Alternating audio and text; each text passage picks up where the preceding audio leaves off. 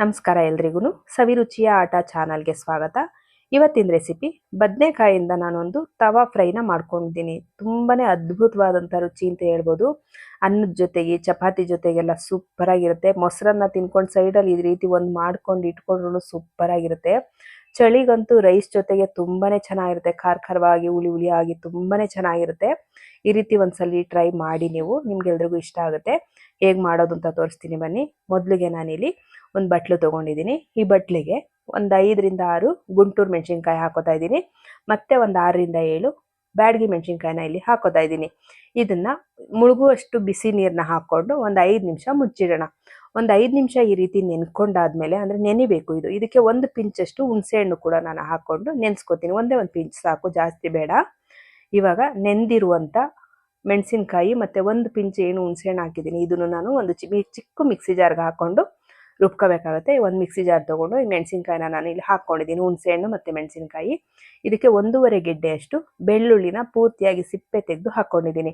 ಮತ್ತು ಒಂದು ಅರ್ಧ ಟೀ ಸ್ಪೂನಷ್ಟು ಜೀರಿಗೆ, ಒಂದು ಅರ್ಧ ಟೀ ಸ್ಪೂನಷ್ಟು ಧನಿಯಾ ಕಾಳನ್ನು ಹಾಕ್ಕೊಂಡಿದ್ದೀನಿ. ಧನಿಯಾ ಕಾಳು ಇಲ್ಲ ಅಂದರೆ ಧನಿಯಾ ಪೌಡ್ರು ಕೂಡ ಸೇರಿಸ್ಕೋಬೋದು, ಒಂದು ಅರ್ಧ ಟೇಬಲ್ ಸ್ಪೂನು. ಇದಕ್ಕೆ ಸ್ವಲ್ಪ ಬೆಲ್ಲ ಹಾಕ್ಕೊಂಡಿದ್ದೀನಿ. ತುಂಬಾ ಚೆನ್ನಾಗಿರುತ್ತೆ. ಫಿಶ್ ತವಾ ಫ್ರೈ ಥರ ಇರುತ್ತೆ. ಇದಕ್ಕೆ ಮತ್ತೆ ಉಪ್ಪು ಕೂಡ ನಾನು ಹಾಕ್ಕೊಂಡಿದ್ದೀನಿ. ಇದಿಷ್ಟನ್ನು ಹಾಕ್ಕೊಂಡು ಮೊದಲು ನೀರೇನು ಸೇರಿಸೋದು ಬೇಡ, ಈ ರೀತಿ ತರ್ತರಿಯಾಗಿ ರುಬ್ಕೊಂಡು ಇದಕ್ಕೆ ಮೆಣಸಿನ್ಕಾಯಿ ಏನು ನೆನೆಸಿಟ್ಕೊಂಡಿದೆ ಅದೇ ನೀರನ್ನು ಹಾಕ್ಕೊಂಡು ನಾನು ಮತ್ತೆ ರುಬ್ಕೊಂಡಿದ್ದೀನಿ. ಇಷ್ಟು ನುಣ್ಣಗೆ ನಾನು ರುಬ್ಕೊಂಡಿದ್ದೀನಿ. ಈಗ ರುಬ್ಕೊಂಡಿರೋ ಮಸಾಲೆನ ಎತ್ತಿಟ್ಬಿಡೋಣ. ಎತ್ತಿಟ್ಕೊಂಡಿದ್ದೀನಿ. ನಾನು ಈ ರೀತಿಯಾಗಿ ಬದನೆಕಾಯಿ ತೊಗೊಂಡಿದ್ದೀನಿ. ದಪ್ಪ ಬದನೆಕಾಯಿ ಬರುತ್ತಲ್ವಾ, ಚೆನ್ನಾಗಿರುತ್ತೆ, ಸೂಪರಾಗಿರುತ್ತೆ, ಬೇಗ ಕೂಡ ಬೆಂದ್ಬಿಡುತ್ತೆ. ಅದರಿಂದ ನಾನಿಲ್ಲಿ ದಪ್ಪ ಬದನೆಕಾಯಿನ ತೊಗೊಂಡು ಸಣ್ಣದಾಗಿ ಈ ರೀತಿ ಸ್ಲೈಸ್ ಆಗಿ ಕಟ್ ಮಾಡ್ಕೊಂಡಿದ್ದೀನಿ. ಈ ರೀತಿ ಕಟ್ ಮಾಡ್ಕೊಂಡಾದ್ಮೇಲೆ ನಾವು ಮಧ್ಯದಲ್ಲಿ ಒಂದು ಚಾಕು ಸಹಾಯದಿಂದ ಈ ರೀತಿ ಕಟ್ ಮಾಡ್ಕೊಂಡು, ಏನಕ್ಕೆ ಅಂದರೆ ಮಸಾಲೆ ಎಲ್ಲ ಚೆನ್ನಾಗಿ ಹಿಡಿಯುತ್ತೆ, ಉಪ್ಪು ಖಾರ ಎಲ್ಲ ಚೆನ್ನಾಗಿ ಈ ಬದನೆಕಾಯಿ ಒಳಗಡೆಗೆಲ್ಲ ಹಿಡಿಯುತ್ತೆ. ಅದರಿಂದ ನಾವು ಚಾಕುನಲ್ಲಿ ಈ ರೀತಿಯಾಗಿ ಕಟ್ ಮಾಡ್ಕೊಂಬಿಡೋಣ. ಇವಾಗ ಕಟ್ ಮಾಡ್ಕೊಂಡಿರೋಂಥ ಬದನೆಕಾಯಿನ ಒಂದ್ಸಲಿ ತೊಳ್ಕೊಂಡು ಇದಕ್ಕೆ ನಾವಿವಾಗ ಏನು ಪೇಸ್ಟ್ ಮಾಡಿ ಇಟ್ಕೊಂಡಿದ್ದೀವಿ ಮೆಣಸಿನ್ಕಾಯಿದು ಮಸಾಲೆದು, ಇದನ್ನು ನಾವು ಚೆನ್ನಾಗಿ ಸವರ್ಬಿಟ್ಟು ಮ್ಯಾರಿನೇಟ್ ಆಗೋಕ್ಕೆ ಬಿಡಬೇಕಾಗುತ್ತೆ. ನಾನು ಎಲ್ಲ ಬದನೆಕಾಯಿ ಪೀಸ್ಗಳಿಗೂ ಈ ರೀತಿಯಾಗಿ ನಾನು ಮಸಾಲೆನ ಸವರಿ ಇಡ್ತಾ ಇದ್ದೀನಿ. ಚೆನ್ನಾಗಿ ಈ ರೀತಿ ಕಟ್ ಮಾಡ್ಕೊಂಡಾಗ ಉಪ್ಪು ಖಾರ ಎಲ್ಲ ಒಳಗಡೆ ಹಿಡಿದಿರುತ್ತೆ. ಮತ್ತೆ ಒಂದು ಸ್ವಲ್ಪ ಹೊತ್ತು ನಾವು ಮ್ಯಾರಿನೇಟ್ ಮಾಡೋಕ್ಕೆ ಇಟ್ಬಿಟ್ರೆ ತುಂಬ ಚೆನ್ನಾಗಿ ಅದು ರುಚಿಯಾಗಿ ಇರುತ್ತೆ. ನೋಡಿ, ಈ ರೀತಿಯಾಗಿ ನಾನು ಮಸಾಲೆ ಎಲ್ಲ ಸವರ್ಬಿಟ್ಟು ಎಲ್ಲ ಪೀಸ್ಗಳಿಗೂ ಸವರ್ತಾ ಇದ್ದೀನಿ. ಸವರ್ಬಿಟ್ಟು ಇಟ್ಬಿಡೋಣ.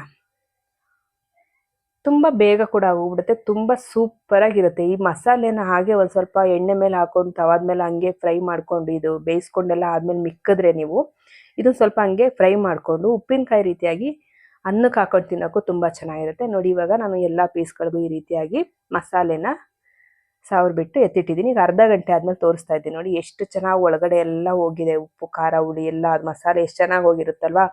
ಇವಾಗ ಒಂದು ತವಾ ಬಿಸಿಗಿಟ್ಬಿಟ್ಟು ಅದಕ್ಕೆ ಒಂದು 2 ಟೇಬಲ್ ಸ್ಪೂನ್ ಅಷ್ಟು ಎಣ್ಣೆ ಹಾಕಿದ್ದೀನಿ. ಇವಾಗ ಕಾದಿರುವಂಥ ತವಕ್ಕೆ ನಾನು ಡೈರೆಕ್ಟಾಗಿ ಬದನೆಕಾಯಿ ಏನು ನಾವು ಮ್ಯಾರಿನೇಟ್ ಮಾಡಿ ಇಟ್ಟಿದ್ವಿ ಇದನ್ನು ಇಟ್ಕೊಂಡು 2 ಸೈಡೂ ಮಡ್ಚಾಕೋತಾ ಇರಬೇಕು. ಅಂದರೆ ಜಾಸ್ತಿ ಬೇಯಿಸ್ಬಿಟ್ರೆ ಒಂದೇ ಸೈಡು ಸೀದೋಗ್ಬಿಡುತ್ತೆ. ಅದರಿಂದ ನಾವೇನು ಮಾಡಬೇಕು, ಪದೇ ಆ ಕಡೆಯಿಂದ ಈ ಕಡೆಗೆ, ಈ ಕಡೆಯಿಂದ ಆ ಕಡೆಗೆ ಮಡ್ಚಾಕ್ತಾ ಹೋಗಬೇಕು. ನಿಮ್ಗಿನ್ನೂ ಸ್ವಲ್ಪ ಮಸಾಲೆ ಬೇಕು ಬದನೆಕಾಯಿಗೆ ಅಂತ ಅನಿಸಿದ್ರೆ ಸ್ವಲ್ಪ ಮಸಾಲೆ ಇರುತ್ತಲ್ವ, ಅದನ್ನು ಸ್ವಲ್ಪ ಹಾಗೆ ಸವರ್ಕೊಂಬಿಡಿ ಅದ್ರ ಮೇಲೆ, ಹಂಗೆ ತವಾದ ಮೇಲೇ. ತುಂಬಾ ಚೆನ್ನಾಗಿರುತ್ತೆ. ಎಷ್ಟು ಬೇಗ ಬೆಂದೋಯ್ತು ನೋಡಿ, ಬದನೆಕಾಯಿ ಸೂಪರಾಗಿ ಬೇಯ್ತು. ಅಯ್ಯೋ, ಹಂಗೆ ತಿಂತಾ ಇದ್ರೆ ಒಳಗೆ ಫಿಶ್ ತಿಂದಂಗೆ ಆಗುತ್ತೆ, ಅಷ್ಟು ಚೆನ್ನಾಗಿರುತ್ತೆ. ಈ ರೀತಿಯಾಗಿ 2 ಸೈಡು ಚೆನ್ನಾಗಿ ಬೆಂದಾದ್ಮೇಲೆ ರೈಸ್ ಜೊತೆಗೆ ಸ್ವಲ್ಪ ತುಪ್ಪ ಹಾಕ್ಬಿಟ್ಟು ಈ ರೀತಿ ಬದನೆಕಾಯಿ ಬೇಯಿಸಿರುವಂಥ ಮಸಾಲೆನ ಜೊತೆಯಲ್ಲಿ ಹಾಕ್ಕೊಂಡು ತಿಂತಾ ಇದ್ರೆ ಸಕ್ಕತ್ತಾಗಿರುತ್ತೆ. ಮತ್ತು ನಾನು ಮಿಕ್ಕಿದಂಥ ಬದನೆಕಾಯಿನೂ ಕೂಡ ಇದೇ ರೀತಿಯಾಗಿ ತವದ ಮೇಲೆ ಫ್ರೈ ಮಾಡ್ಕೊತಾ ಇದ್ದೀನಿ. ನಾನು ಇದಕ್ಕೆ ಸ್ವಲ್ಪ ಎಳ್ಳು ಕೂಡ ಸೇರಿಸಿದ್ದೀನಿ. ತುಂಬಾ ಚೆನ್ನಾಗಿರುತ್ತೆ ಎಳ್ಳು. ಚಳಿಗೆ ಎಳ್ಳು ತಿಂದಷ್ಟು ಆರೋಗ್ಯ ತುಂಬಾ ಚೆನ್ನಾಗಿರುತ್ತೆ. ಸ್ವಲ್ಪ ಎಳ್ಳನ್ನು ನಾನಿಲ್ಲಿ ಬದನೆಕಾಯಿ ಮೇಲೆ ಹಾಕೋತಾ ಇದ್ದೀನಿ. ಎಳ್ಳು ಹಾಕ್ಕೊಂಡು ನಾನಿಲ್ಲಿ ಫ್ರೈ ಮಾಡ್ಕೊತಿದ್ದೀನಿ 2 ಸೈಡನ್ನು. ರವಾ ಫ್ರೈ ಕೂಡ ಮಾಡ್ಕೋಬೋದು. ನಾವು ರವಾನ 2 ಸೈಡು ಸ್ವಲ್ಪ ರವಾದಲ್ಲಿ ಹೆಜ್ಬಿಟ್ಟು ಹಾಕಿದ್ರೂ ಚೆನ್ನಾಗಿರುತ್ತೆ. ಮಾಮೂಲಿ ಉಪ್ಪಿಟ್ಟು ರವೆಗೇ ಮಾಡ್ಬೋದು. ಇವಾಗ ನಾನು 2 ಸೈಡು ಬೇಯಿಸ್ಕೊಂಡಿರುವಂಥ ಬದನೆಕಾಯಿನ ಮತ್ತು ರೈಸ್ ಜೊತೆಗೆ ನಾನು ಏನು ಬದನೆಕಾಯಿ ಸಪ್ರೇಟು ಸೈಡಲ್ಲೆಲ್ಲ ಹಂಗೆ ಉಳ್ಕೊಂಡಿದ್ದಂಥ ಬದನೆಕಾಯಿಂದ ಹುಳಿ ಮಾಡಿದ್ದೀನಿ, ಅದು ಕೂಡ ತುಂಬಾ ಚೆನ್ನಾಗಿದೆ. ಬದನೆಕಾಯಿ ಹುಳಿ ಜೊತೆಗೆ ಇದೊಂದು ಫ್ರೈ ಹಾಕ್ಕೊಂಡು ಮತ್ತು ರೈಸ್ ಜೊತೆ ತಿಂತಾ ಇದ್ರಂತೂ ಸಖತ್ತಾಗಿರುತ್ತೆ. ನಿಮ್ಗೆಲ್ರಿಗೂ ಈ ವಿಡಿಯೋ ಇಷ್ಟ ಆಯಿತು ಅಂತ ಅನ್ಕೋತೀನಿ. ನಿಮ್ಗೆಲ್ರಿಗೂ ಈ ವಿಡಿಯೋ ಇಷ್ಟ ಆಗಿದ್ರೆ ಲೈಕ್ ಮಾಡಿ, ಶೇರ್ ಮಾಡಿ, ಕಮೆಂಟ್ ಮಾಡಿ, ಹಾಗೆ ಸಬ್ಸ್ಕ್ರೈಬ್ ಮಾಡ್ಕೊಳ್ಳಿ. Thank you.